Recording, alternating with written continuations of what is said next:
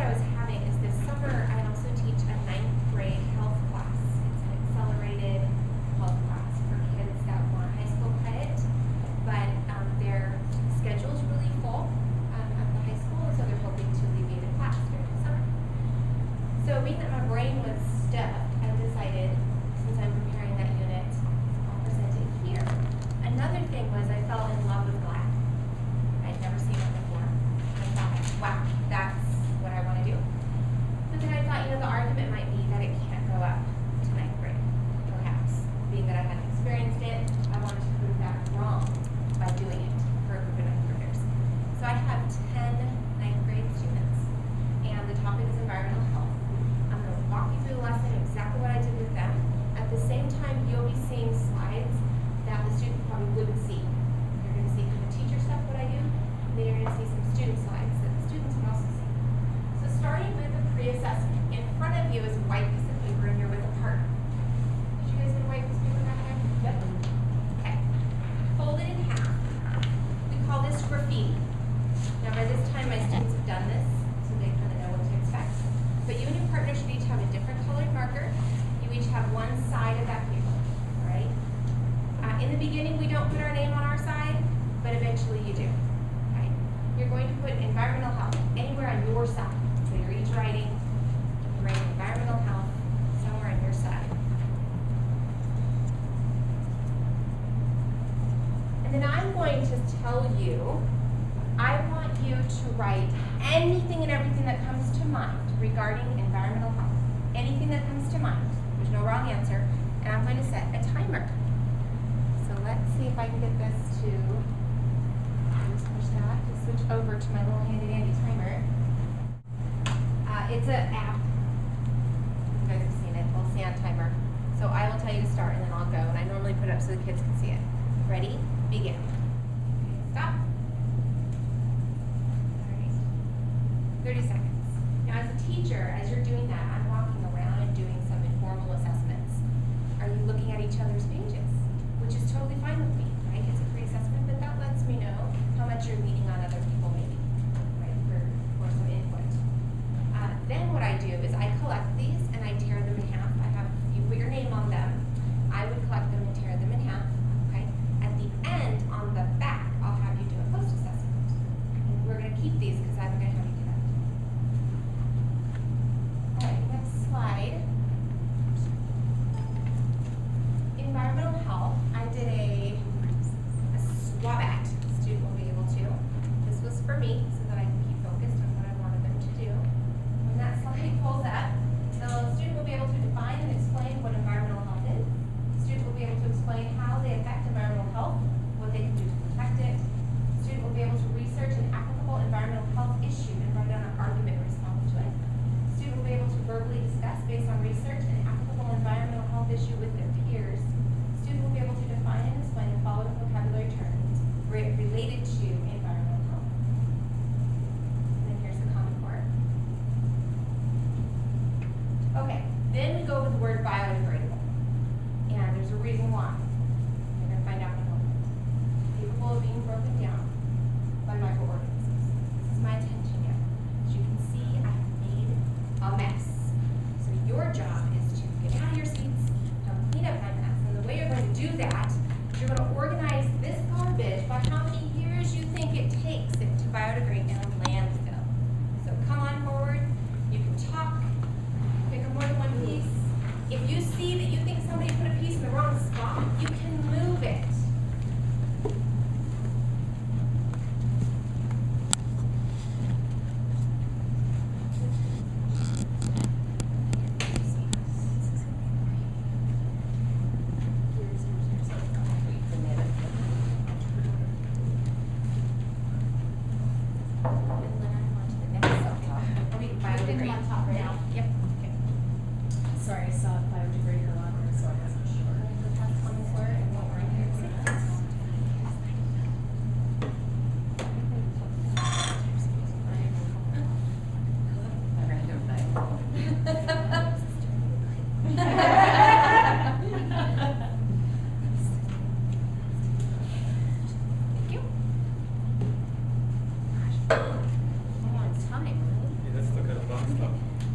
Is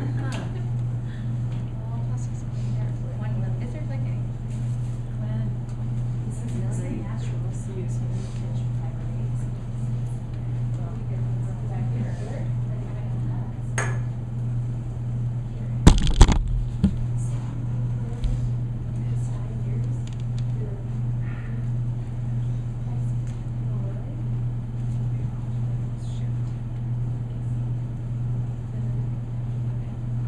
All right, go ahead and take your seats if you're happy with your organization here. Yes. What I loved with the ninth graders is at first they're like, okay, they kind of walk up, what's my friend doing, right? And then they started to put things up and they had discussions, just like you guys did. Really? No, I think that'll take long. Is that tin? Is that aluminum? What is that, right? So you had all these great discussions came out of it. Then I put up the next slide. This is a slide the students will see. Time it takes for garbage to decompose in the environment. Ready with once? Glass bottle. 1 million years. My question was, how do we prove that? But Yes. it's arguable that they probably have never seen these biodegrade. Okay. Next. Plastic beverage bottles or cartons. Bottles, cartons, 450 years. Okay? And I had the students rotate it. I called on students to come up and actually physically move it. That helped too. Aluminum can, 80 years. We had a discussion the difference between tin and aluminum. Go ahead next. Foam plastic cups, 50 years. Next. Pop cans. We're also 50 years. Okay. Nylon fabric. Oh, nylon fabric, sorry. 30 years. Plastic bag, 10 plus years. Cigarette butt, 5 years. Plywood, 20 years. Waxed milk carton and cardboard, 3 months. Apple core, 2 months. Newspaper, 6 weeks. Banana peel, 2+ weeks. And then we had discussion, paper towel, 2+ weeks. So then I asked the class, and of course they're like, whoa, wow, really? And I said, what do you notice about everything 10 years to a million? What do you notice? Right away. Any connections? Man-made products, plastics, non-natural. That's bigger. There's more of it. What can we do about this? Reuse, recycle. Reuse, recycle. Right, click. All right.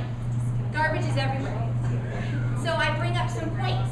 That the average family, 4.62 pounds of garbage in a day. It's a lot of trash. And then I asked them, how do we keep these out of our landfill? And that's what they came up with. And then we had a discussion regarding foam. Can this be recycled or reused? No, because the breakdown process of burning it down to recreate something new is harmful to the environment. So we discussed certain things, right? As to what your choices are. Okay, recycle, reuse. That's my attention getter. And grab them in. It's your job to make a difference. I just gave you some information.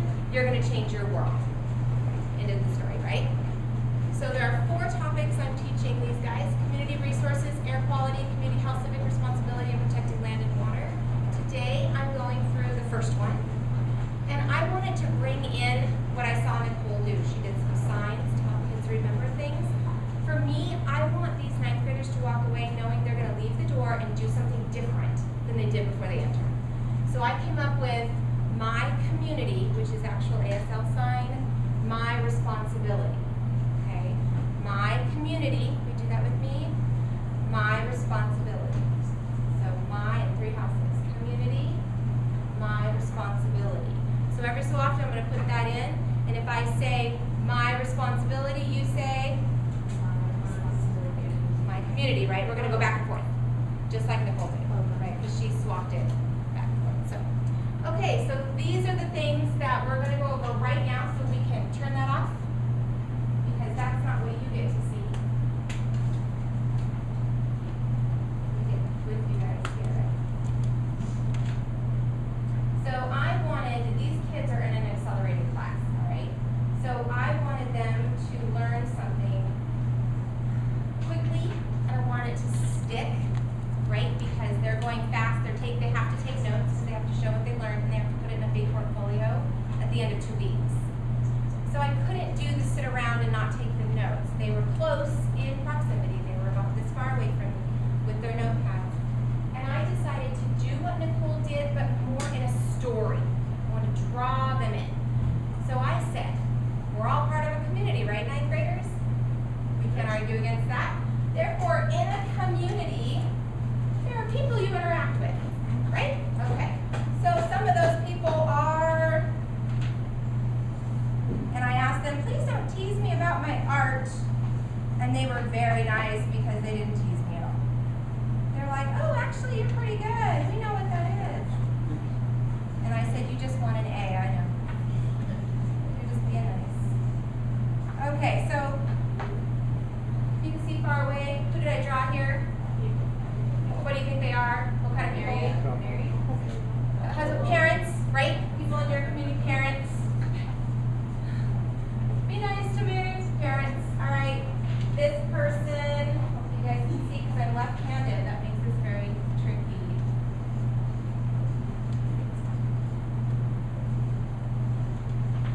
Some of you might get this person.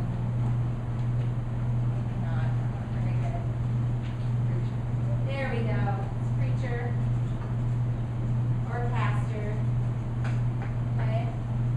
Then we have this person.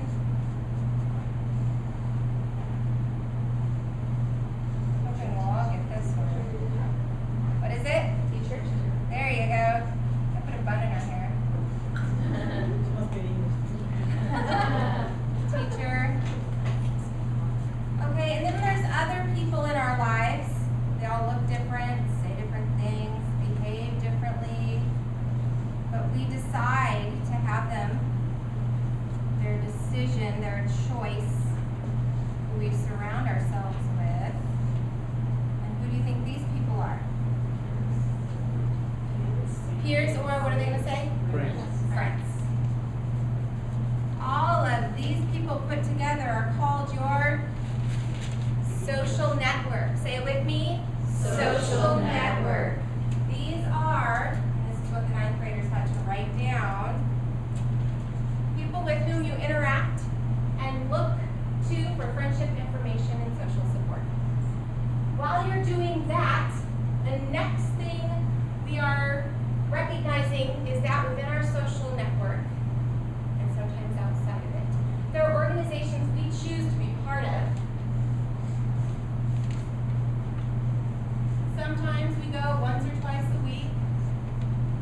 Sometimes we're very involved and we do projects and things.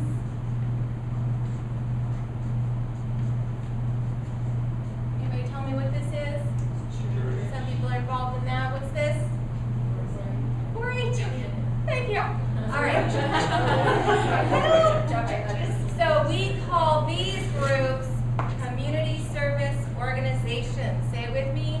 Community service organizations.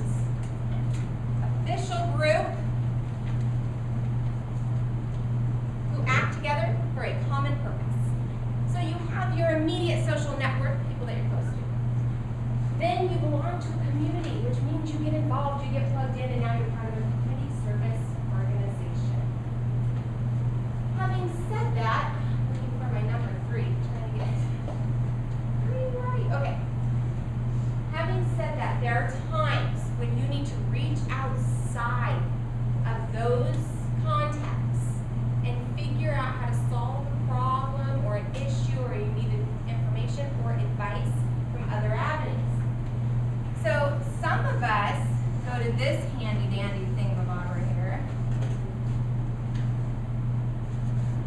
Anybody know what I'm drawing?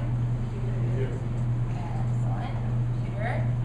And some of us open up these age-old things made of paper Books, what kind of book can we use for information? Encyclopedia, dictionary, but if I want to look up information within my community to figure out who to call and who to talk to, probably the phone book, right? And then these things that we used to have, but right now we don't have much of these anymore. What's this called? A landline. It's a telephone. That's right. So, these are called community resources. Say it with me. Community resources. Very nice. All right, so we have our social network. We've gotten involved in our community service organization, but we know that there are community resources available to us should we need them. Need somebody to talk to.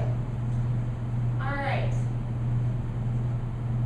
When we're getting involved in our community and we're moving in, your family's moved in here, you unpacked your bags, you moved into a home of some sort, apartment, house, whatever. When towns began, they were all centered, right? One location. And so people would build their homes typically really close to the church back in the day. My windows. Okay? And next to those homes and the church would be places that you go shopping at. What do they call those? The Fred Meyer? Exactly. Store. Okay? So when we've got organizations, homes, and stores next to each other, you know what they call that? Mixed use development. Say it with me. Mixed use development. Building homes closer to businesses and schools. So my question to you is, my question to you is, what is the benefit of living in a mixed-use development? Everything's right there. Everything's close. Therefore, you tend to do what? You tend to walk. Here's my healthy person walking. What are other ways of getting around? Biking. These are pre-drawn, by the way.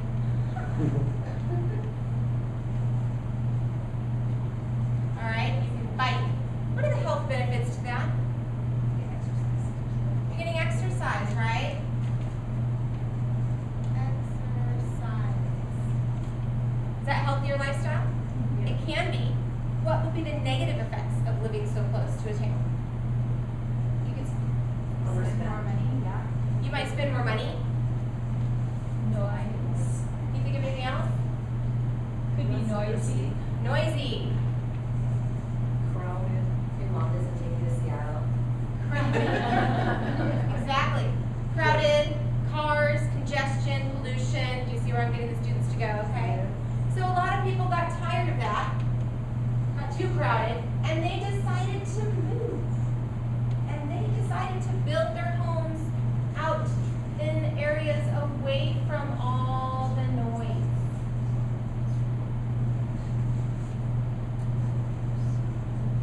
Not very good at the 3D going fast here. Okay, so when you have a whole group of houses far away from the city and the busyness, we call that an urban sprawl. Say it with me. Urban sprawl. Spread out suburbs, placed away from businesses and schools. So this is when I stop. I've given plenty of information. So as a teacher, I say, all right, find a partner. You have 2 minutes or less to discuss something new that you just learned or that you found interesting or maybe you want to know more about. Ready? Go.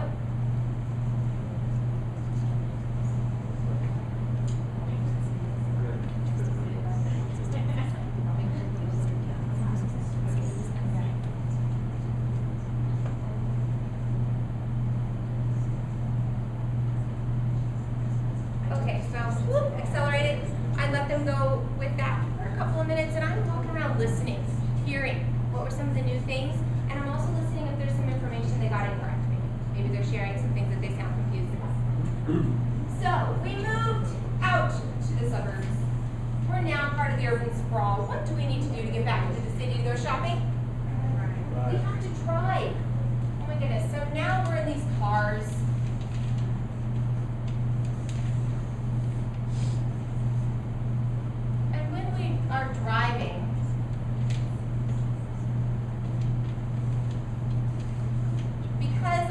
longer riding my bike and I'm no longer walking, what are some of the health issues of me having to move now? What would they be? Obesity. Right. Obesity. Lack of exercise. Yep. Anything else? Air pollution. Yeah. Air pollution. Which brings me back to my next point. Along with traffic, busyness, people, and congestion comes pollution. Say with me. Pollution.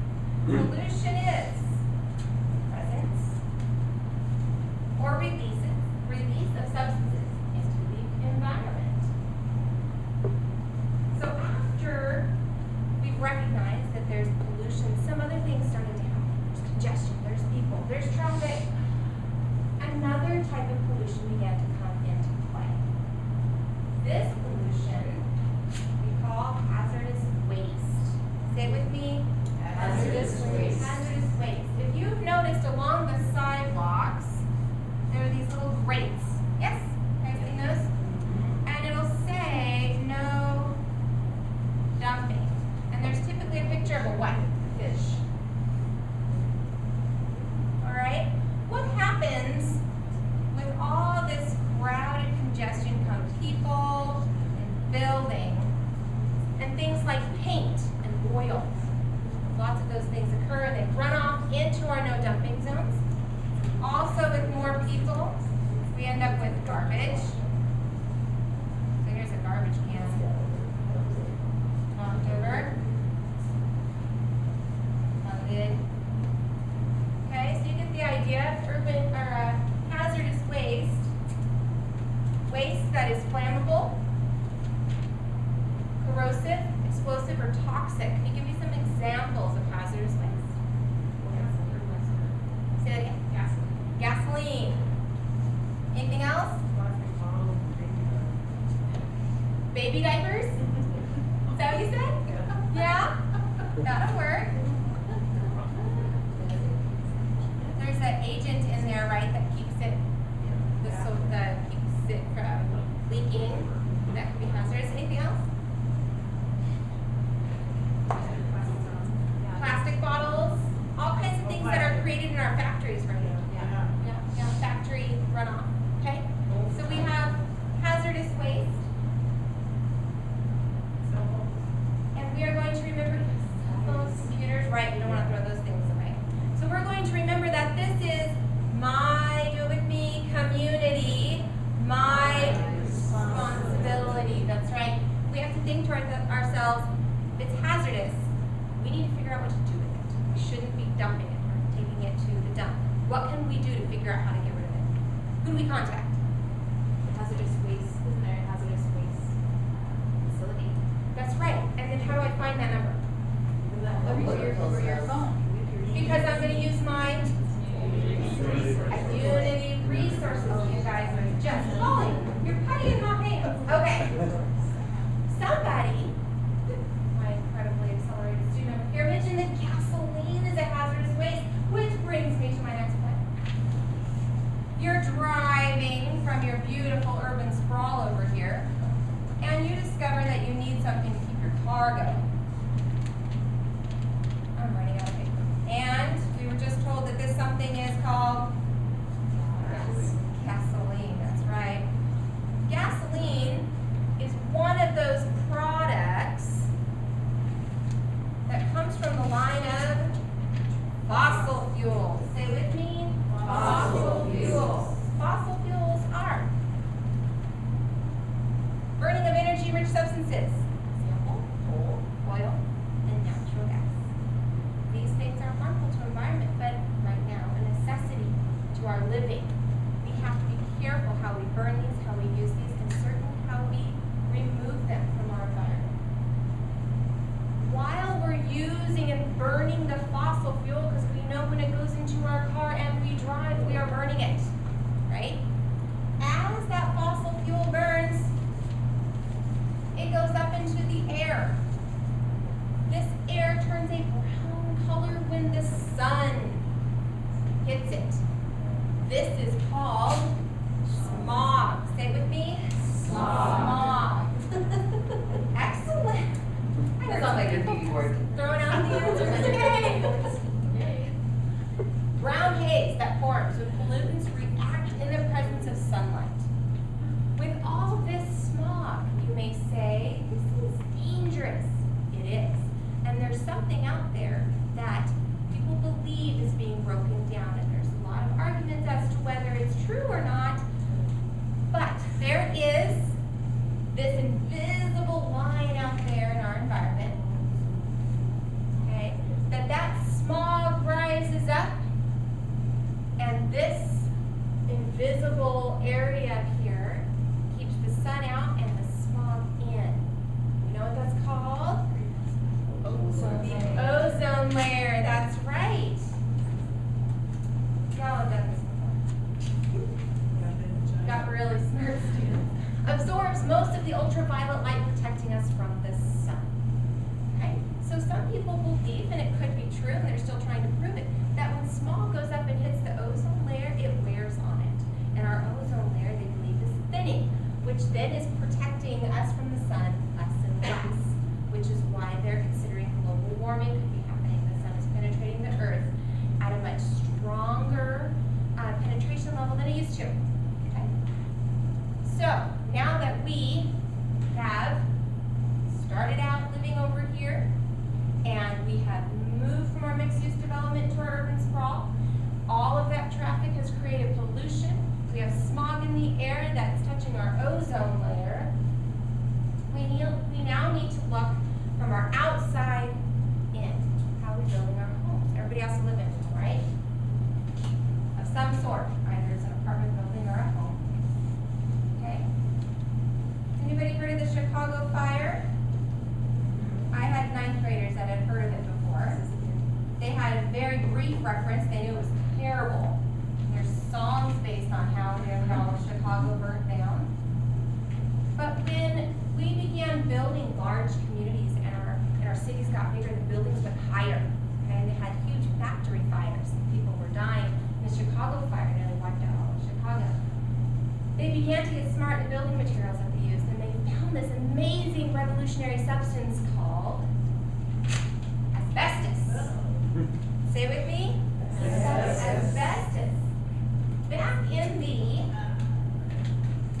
late 60s, early 70s, they discovered that asbestos is a fibrous material that was used in fireproofing and other building materials. In the mid to late 70s, they discovered, whoops, sure, it's keeping fires from happening beyond form, but it's causing huge health issues. So people began to come down with lung cancer. Those people that dealt with it, removed it. Sometimes you live in a home where the wall would get broken down, you're remodeling or whatever, you would end up with lung cancer. So they no longer use asbestos. But please know, some of our older buildings still exist. So if the building's being torn down, you need to remove yourself from the environment. They also discovered something.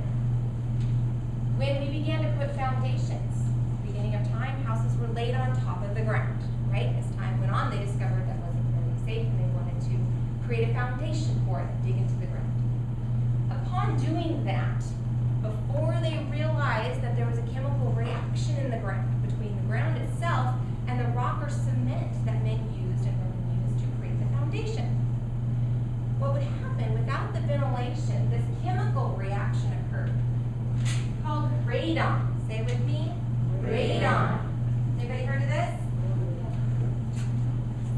Radon is radioactive gas that leads from rocks in the ground through foundations of buildings. That is why some of our old buildings, the foundations aren't ventilated, and they're going back and beginning to vent those. New homes have all those nice ventilations all around the edge where if you don't keep it covered, the nice little critters decide to get under there. That's why those holes are there. If they weren't there, this radioactive gas would build up, and it causes all kinds of issues, from asthma all the way to lung cancer. So that is, I want you to take a moment to think about what you just learned. Think about what you can do to contribute to your environment in a positive way, because what do we say? My community, my responsibility. Everything you just learned, indoor and outdoor pollutants. You're going to get into groups of 3. Discuss your thoughts. You have 2 minutes, ready, go.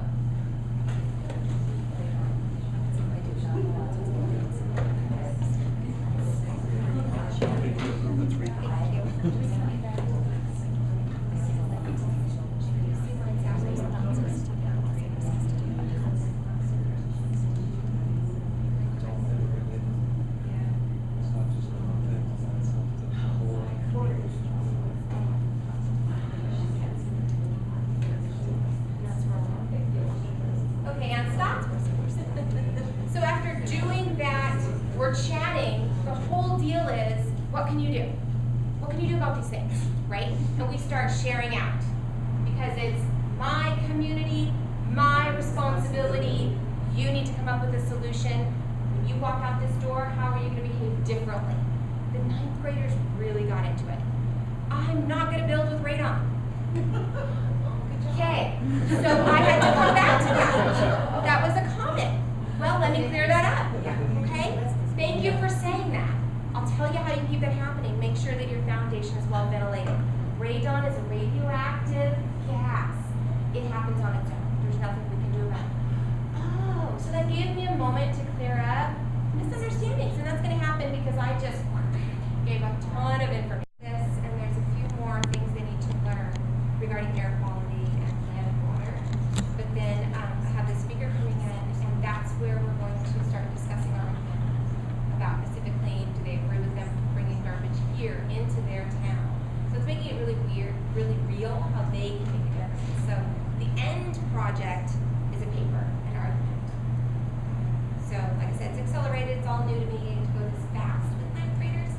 But I was doing this for you guys. We're doing a new paper, and my daughter walked in. She's one of the 9th graders in the class. She said, "Mom, we were just talking about this yesterday. Everybody remembers." And she was, "I can close my eyes and see your whole poster." And to me, man, that's worth it. It's not just nebulous information. It did help me remember because I was writing it. That's what I was visualizing You too. can kind of visualize. Yeah, it'd be fun to take it to the hazardous waste, see if someone would take you, so they know where to put, you know, that we know things we can recycle, we know that we can do the our community is pretty good about that. Yes. If you wanna pay for it. And then, but the other things that, you know, the oil, the this and the that, like to see where can I take it and know that it's being taken care of. Yes, yes. They did have a field trip to the dump. Oh. So I'm sure that they were instructed on how, like I said, I'm co-teaching, and so we could connect on her with their name. But that was her follow-up on this, was the field trip, and then mine is the speaker tomorrow. So, yes. What's your thinking about your final project, your argument paper? Tell us a bit more about that. Well, I know these 9th graders have a background in writing. I know that they're pretty good writers, but I definitely want to bring in the scaffolding writing piece that we've been learning. How to write an intro, how to put it in your body. They have this person coming in to talk to them, but this person's going to be pretty biased regarding not wanting the garbage here. And so I've got some newspaper articles from Seattle regarding that side. So I want them to be able to read all this stuff and then take a position as to how they feel about it. And I want to walk them through that writing process to see how that goes. And I'm hoping, I would like to send those in somewhere. We got the name and address of the person that's in charge of the head council or something. I thought that would be neat. Yeah. Local. Yeah, they can send. Okay. So they really feel like they're making a difference. Their paper should go somewhere.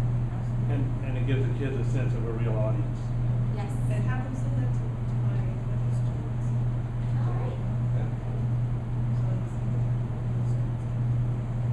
So ultimately, I was excited to see that Glad works on 9th graders. Because I didn't know it was an option, so. You learned it fast. You guys are Really, great like I teachers. cut all the chatting. I did Yeah, modify just a little bit. I turned her pictorial input into a narrative input. I don't know if that's something that she does, but I tried to make it more like a story, try to connect everything. They'll remember a story though. Yeah. That's true. Yeah. And then when I taught the 9th graders, I was writing the definitions up there too, and that was just taking too long. So I wrote them on the paper that's hiding work, and that was quicker. And plus, the 9th graders can write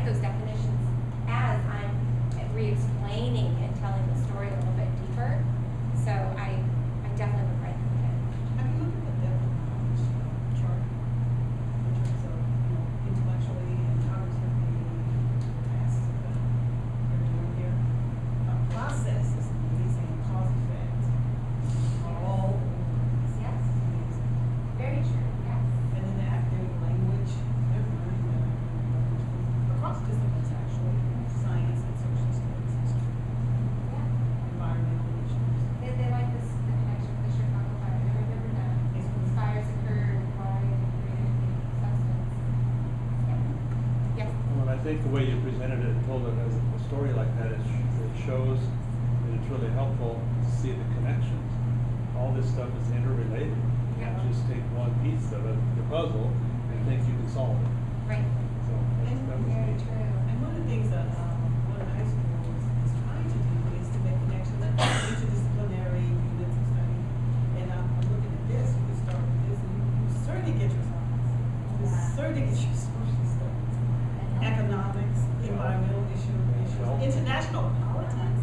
Yeah. All of that, you know, also our rights as to the environment, that's kind of the same. And then what do we do as citizens? What can